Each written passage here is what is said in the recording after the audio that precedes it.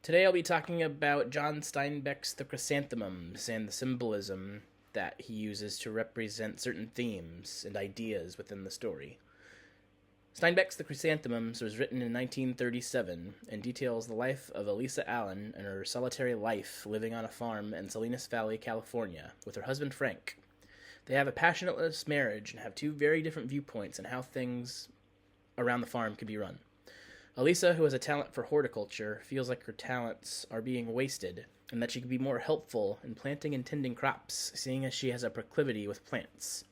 She meets a stranger, a tinkerer that is making a living fixing things, and originally dismisses him until he charms his way into her employment, giving him a job by complimenting her garden.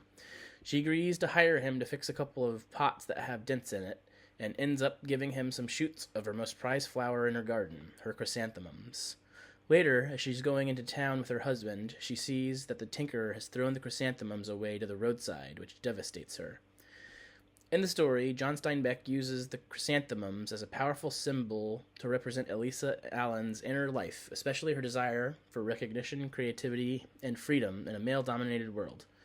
The flowers symbolize Elisa's strength and potential. When she tends her chrysanthemums, she feels skilled, confident, and fully alive, showing that her gardening is much more than a hobby.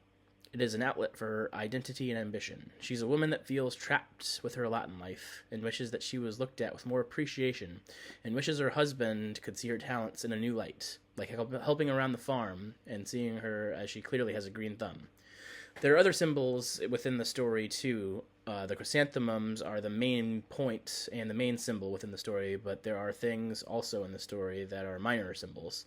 The fence around the garden basically is a literal and figurative barrier separating her fertile, controlled garden, which is her inner world, from her husband's livestock and pragmatic world, highlighting the division in her marriage.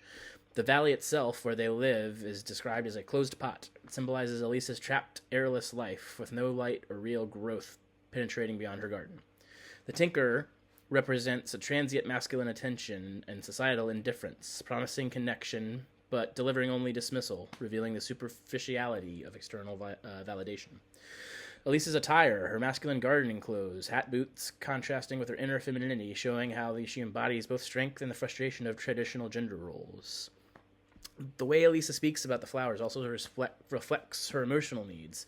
She describes them with passion and care, revealing how deeply she longs to be understood and valued.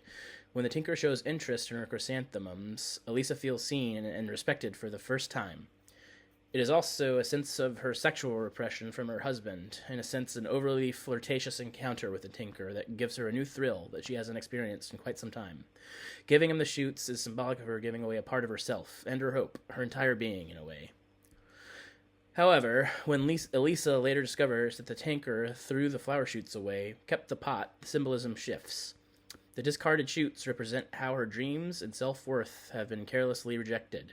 In a sense, she felt trapped on the farm and wished to travel outside to see the world. And in a way, having the chrysanthemums be able to travel with the tinker would have given that extension of herself to live vicariously through the chrysanthemums, and this action also dashed that feeling. This moment reinforces the theme of female oppression and isolation, showing that Elisa's talents and desires have no real place to grow in the world she lives in.